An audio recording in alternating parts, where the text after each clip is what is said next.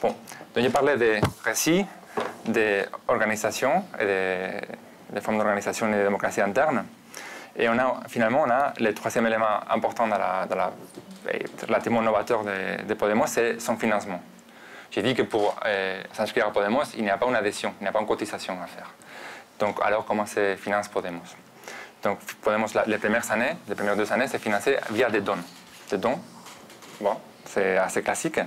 Mais dans les campagnes électorales, a profité aussi d'un autre élément qui a mis en place, qui a été assez intéressant parce que ça a permis de créer un nouveau levier d'adhésion et d'identification avec les partis. Donc, cet élément, c'est ce qu'on appelle les crédits citoyens.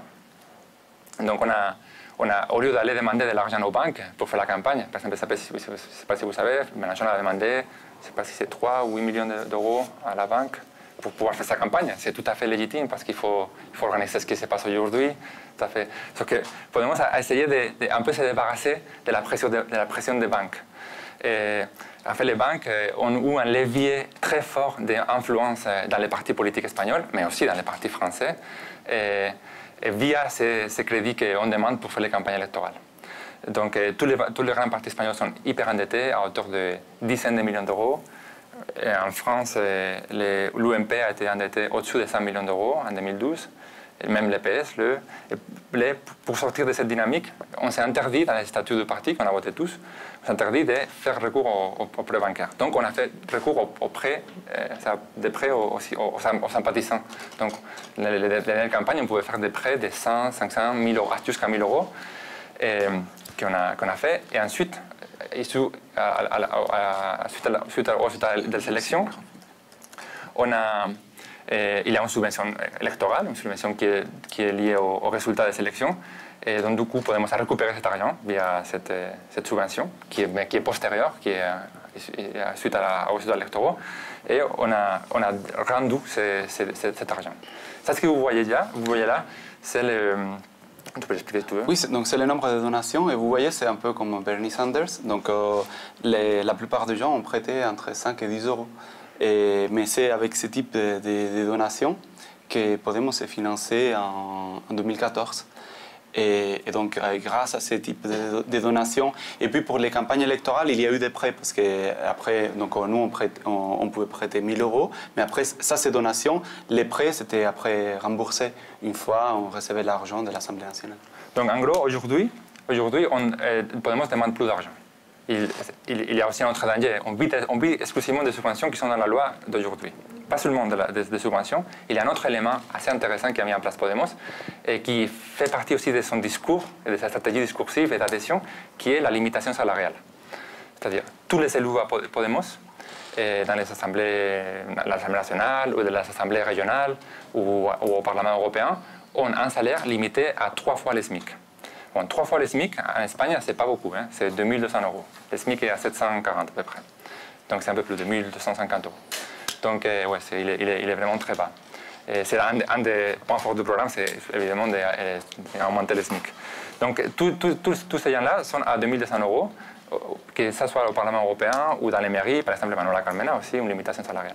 Et Ada Colau, qui officiellement devrait toucher, la maire de Barcelone devrait toucher 60 000 euros par an, elle touche 2200, c'est-à-dire elle touche 24 000, 25 000.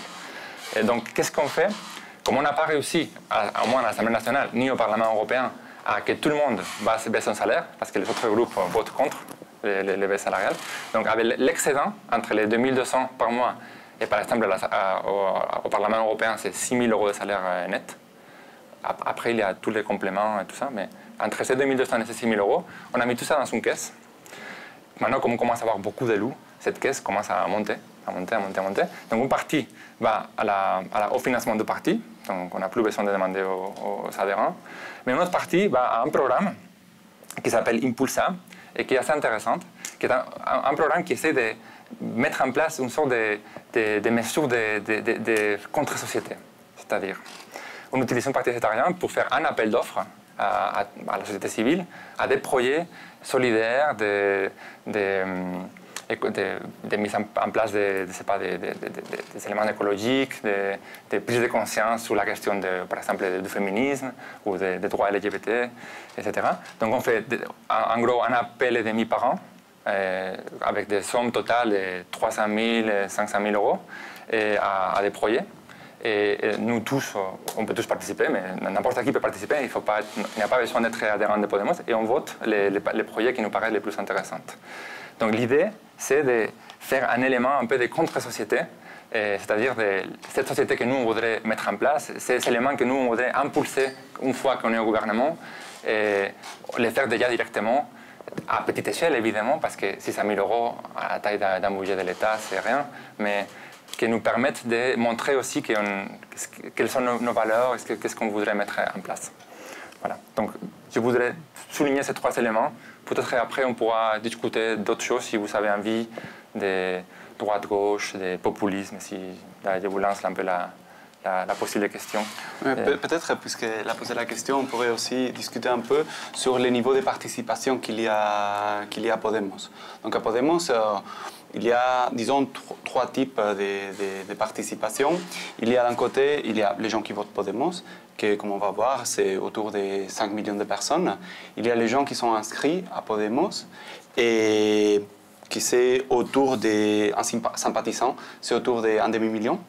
Et puis, il y a les militants, des gens qui participent de façon active, comme par exemple nous deux, et dans les cercles. Et ça, c'est encore en 10% des sympathisants, 50 000 et à peu près. Et une question qui s'est posée à Podemos, et qui est une question aussi très pertinente, c'est qui est le mieux pour prendre des décisions. Ce sont les sympathisants, ce sont les militants.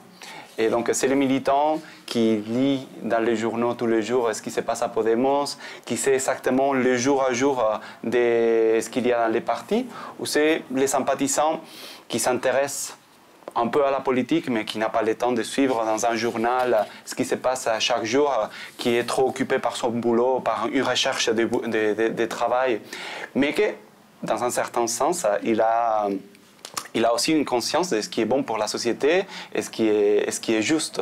Donc, qui doit prendre les décisions au sein du parti? Alors, Podemos, il a créé un parti dans lequel chacun, et les votants, et les sympathisants et les militants, peut avoir sa place et chacun peut participer selon le temps, l'envie et l'intérêt qu'il a.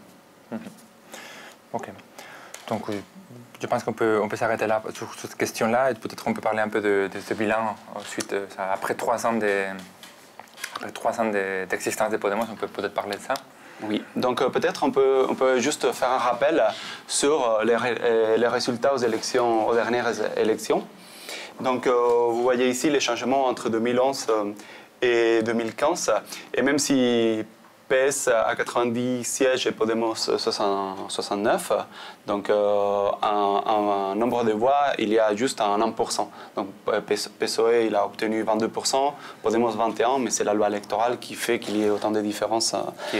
Qui est une loi électorale qui est presque à la proportionnelle, mais pas tout à fait, mais elle est presque à la proportionnelle. Oui. Donc, alors, qui vote Podemos? Ce serait aussi intéressant de voir après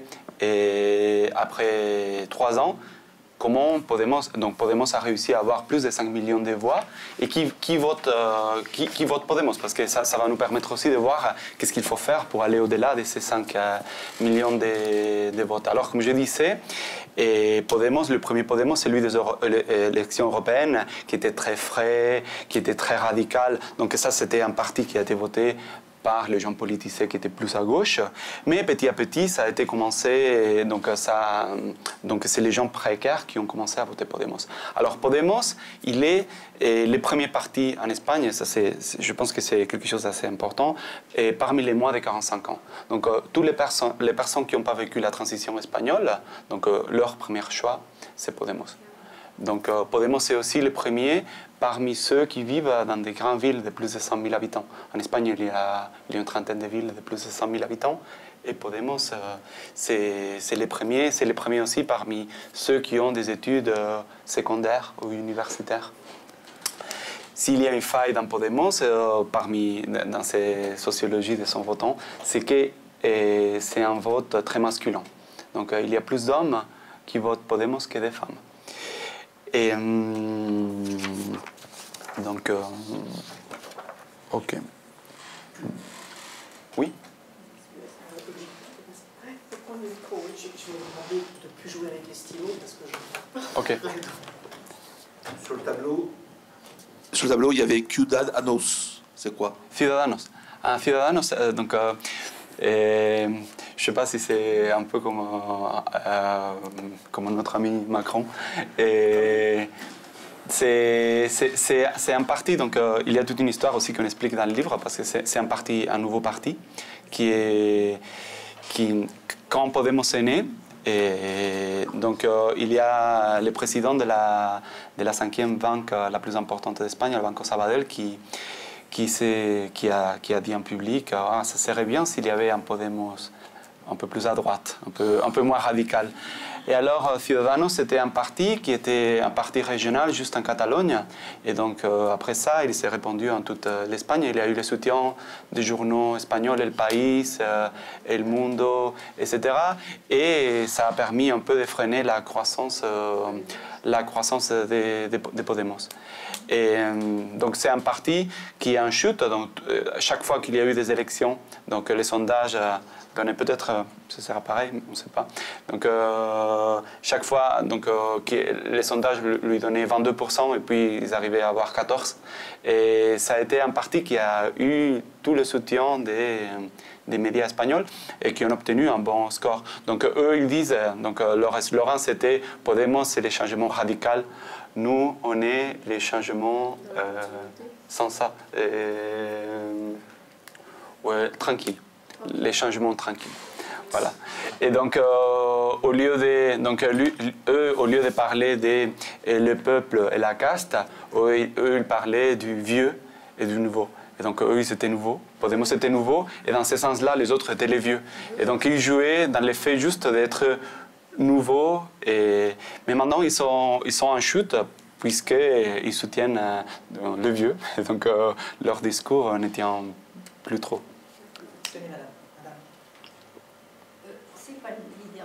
Ce ne sont pas les chiffres les derniers chiffres, parce que Ciudadanos, ils n'ont pas 40 maintenant. Non, les dernières chiffres... C'est 32. Tout à fait. Ça, c'est les chiffres de décembre 2015. Et vous, 60. Après, il y a eu l'élection, 6 mois plus tard, il y a eu une nouvelle élection qui ont changé un peu les chiffres, mais pas tant que ça. Et effectivement, Ciudadanos a reculé, les partis populaires ont augmenté un peu. Podemos et Izquierda Unida, qui sont allés ensemble, ont gardé le même nombre de voix. Les PSOE a reculé un tout petit peu aussi. Donc ça, c'était 2015, donc ce que vous dites, c'est 2016 ou... Donc on voit que Ciudadanos, quand même, descend un peu. Tout à fait. Comment ça connaît un peu leur histoire. Ouais. En fait, là, ce qu'on voit ici, moi, ce tableau, ce qui ressort aussi, c'est que, comme on le voit maintenant en Europe, ailleurs, c'est qu'il y a une reconfiguration de l'échiquier qui permet l'apparition de nouvelles forces, complètement nouvelles, c'est-à-dire qui n'ont aucune tradition derrière. Et ça montre bien qu'il y a vraiment une crise de représentation hyper forte. Et on voit surtout le déclin de la social-démocratie. Et on l'a vu cette semaine aux Pays-Bas. Les résultats les plus étonnants de cette élection n'a pas été le scrutin de Wilders, ça a été surtout la chute formidable de la social-démocratie. Le Parti social-démocrate a fait un quart de ses voix. Et d'ailleurs, possiblement, ce qu'on va voir ici en France avec le Parti socialiste, qui dans le sondage est aujourd'hui à 13%, il y a 5 ans, il était à 30%. Donc on voit que la social-démocratie est en train de se casser la gueule complètement en Europe, et ça est en train de permettre l'apparition de ces nouvelles forces aussi, qui arrivent à mobiliser ces classes sociales qui à une époque étaient identifiées avec la social-démocratie, et notamment une partie importante des classes populaires, et qu'aujourd'hui ne se sentent plus représentées par ça. En Espagne, on a la chance d'avoir cette force qui a été capable de mobiliser ces couches de la population. Mais ici, on le voit aux Pays-Bas, ou même en Allemagne, on commence à le voir, c'est l'extrême droite qui est capable de mobiliser ça. S'il vous plaît. Oui. On s'aperçoit qu'en Espagne, mais même en France, les milieux industriels, financiers, en fait, anticipent la chute de la droite et ils propulsent des partis comme Ciudadanos. Tout à fait. Parce qu'ils comptent plus tellement sur les vieux partis. Et en France, c'est Macron qui sont en train de propulser. Absolument, absolument, tout à fait. Je suis tout à fait d'accord. Merci. Bueno, ¿sigues tú? Bon, en tout cas, on a vu cette reconfiguration de l'échiquier politique. L'Assemblée nationale a beaucoup changé d'une fois à l'autre. Là, on vous montre juste des photos de la journée d'investiture en janvier 2015, pardon, janvier 2016, juste suite à ces élections qu'on a montrées. Et on a retrouvé à l'Assemblée nationale des visages qu'on n'avait jamais imaginé qu'on pourrait retrouver à l'Assemblée nationale. Donc ça, c'est, vous voyez le groupe parlementaire Podemos. Et, vous voyez même ici à gauche le vieux parti, et ça c'est le nouveau parti. Donc il y a eu un renouveau, surtout générationnel. Alberto dit que c'est les moins 45 ans qui votent Podemos, surtout. Ouais, les groupes parlementaires Podemos à l'Assemblée nationale, les 69 ou 60, peu importe, les 72, 71 députés qu'on a aujourd'hui, l'âge moyen, et ces jours-là, était 39 ans. Donc c'est vraiment des gens qui étaient vraiment en train de manifester de l'autre côté de l'Assemblée nationale. Maintenant, ils sont à l'intérieur. Donc ça a changé vraiment ces visages de l'Assemblée nationale. Et voilà. Donc dans ces bilans sur Podemos, peut-être je pourrais faire, dans les 15 minutes qui restent, peut-être dédier 3 minutes à continuer un peu ces bilans, et ensuite on peut peut-être parler des projets municipalistes. Donc, on voit que on a rentré en force à l'Assemblée nationale, on n'a pas gagné, donc il y a encore un terrain à faire, parce qu'une des volontés affichées de Podemos et une partie de sa réussite aussi, c'est qu'il s'est donné comme objectif la victoire électorale. Donc, la sensation d'être en train de voter un parti qui pouvait gagner a aussi aidé à mobiliser les gens à gauche pour voter ce parti. Donc, il présente les mécanismes de démocratie interne les plus profonds, les plus étendus en Espagne, même s'il y a beaucoup de choses à faire. Comme je vous ai raconté, les seuils, par exemple, pour les révocatoires sont trop élevés. Cette participation dont on a beaucoup parlé, et Alberto a mentionné qu'il y a... Tout le monde peut trouver un peu sa place là-bas. Même si on a des enfants, on n'a pas le temps, on peut aller sur Internet, on peut même suivre les débats, parce qu'il y a plusieurs niveaux de communication qui permettent de suivre les débats plus facilement. Et ça a aussi permis une adhésion importante, ça a été un levier d'adhésion. Après, tous ces gens-là qui arrivent des mouvements sociaux, qui arrivent de la rue, qui ont participé dans la lutte contre les expulsions de logements, par exemple, ou la lutte pour la préservation de l'école publique, et arrivent à l'Assemblée nationale, ils commencent à parler et à montrer leur opinion de comment ils voient la situation espagnole. Donc, il y a de nouveaux éléments qui sont mis sur la table. Par exemple, des questions comme la pauvreté énergétique, là, on en parle à l'Assemblée nationale, la question du SMIC, qui aussi via la limitation salariale est très présente. Donc c'est à chaque fois qu'on rappelle son salaire qui est accordé au SMIC, on montre bien que le SMIC il est insuffisant en Espagne. Et la précarité, il y a plein de ces gens qui sont à l'Assemblée nationale qui ont passé par des jeunesses précaires.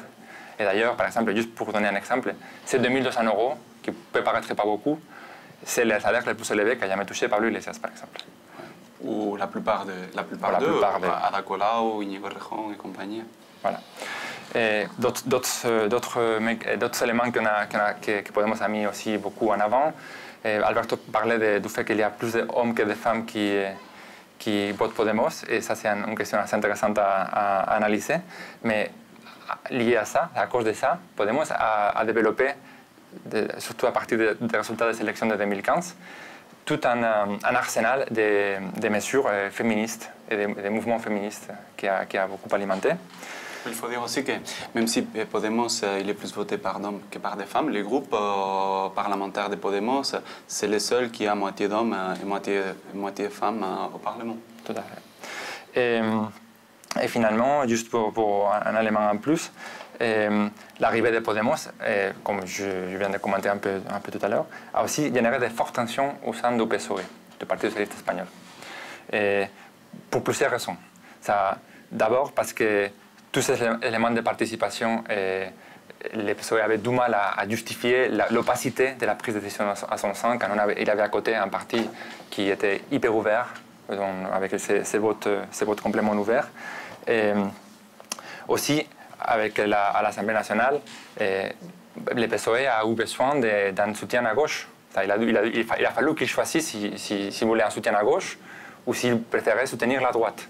Donc, c'est ce choix qu'a dû faire le PSOE, c'est-à-dire de laisser gouverner le Parti populaire, ce qui est finalement fait, ou d'essayer de tenter de former un gouvernement avec Podemos, l'a déchiré, l'a complètement cassé en deux. Il a un parti plus à droite, qu'il a emporté, et du coup, ils soutiennent le gouvernement du Parti populaire. Il y a un parti plus à gauche qui maintenant essaie de trouver sa place. Donc, nous aussi, on a un petit amant du PSOE qui s'appelle Pedro Sánchez, qui essaie de trouver son chemin. Donc, ça crée des fortes tensions au sein du PSOE. Et, bon, voilà. Donc, je pense qu'on peut s'arrêter là, parce qu'il y a un autre élément qui a été très... qu'on pourrait mettre dans les bilans de Podemos. C'est-à-dire, Podemos maintenant est aujourd'hui dans l'Assemblée nationale, dans les assemblées de toutes les régions. Et il gouverne aucune des régions, mais il est dans les assemblées régionales et il soutient le gouvernement du Parti socialiste notamment. Même s'il fait partie du Parti socialiste. Mais le seul pouvoir vraiment institutionnel qui a Podemos aujourd'hui, c'est les villes.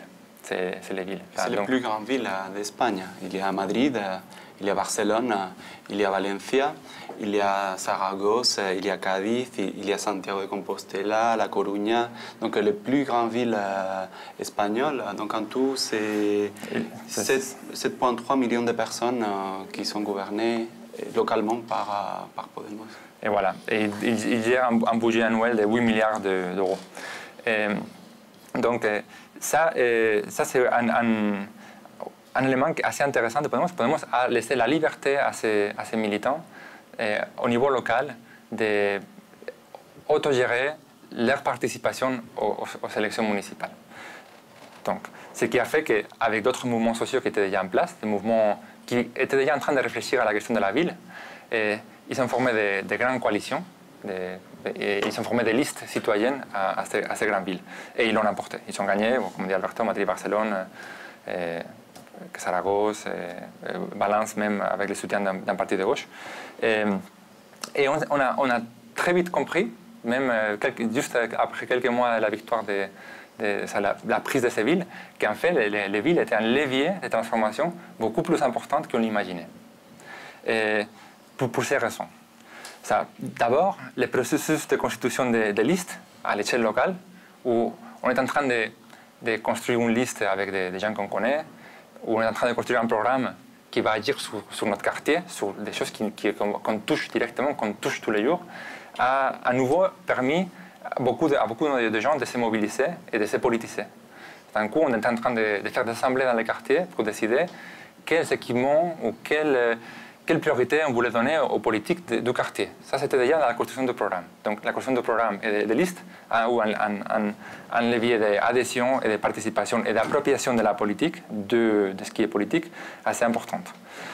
Ensuite, une fois qu'on est arrivé au pouvoir, on a montré qu'on peut faire.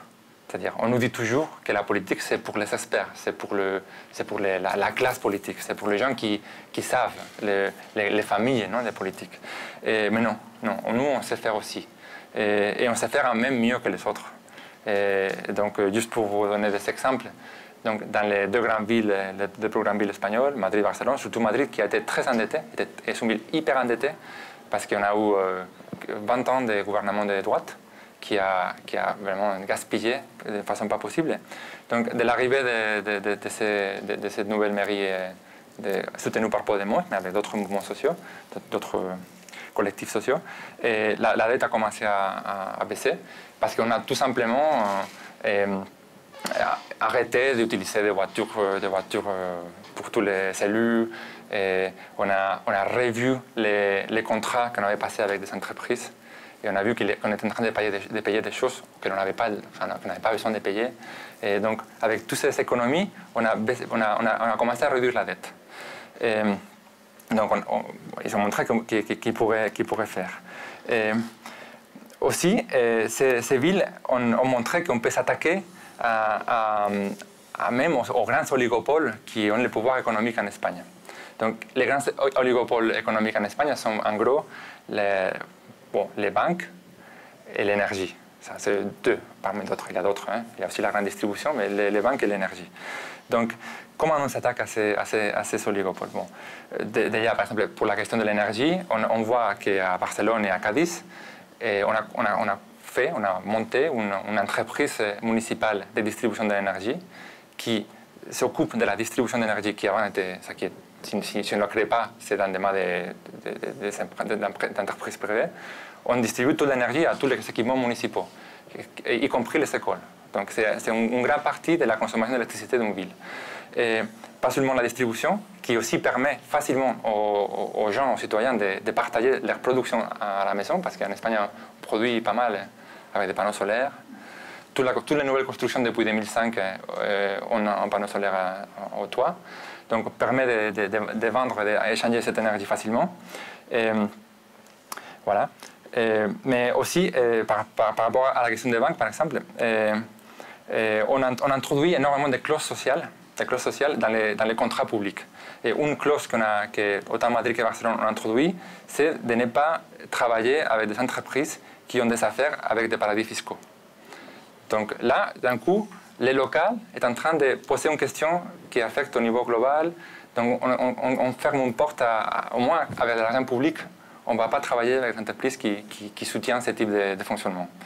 Mais aussi, on met des conditions sur la sous-traitance. C'est-à-dire, par exemple, on travaille avec des sociétés qui, si il faut sous-traiter, que ce soit avec des conditions de travail dignes. C'est-à-dire, par exemple, que les gens soient payés en pensant que le SMIC ou des éléments comme ça.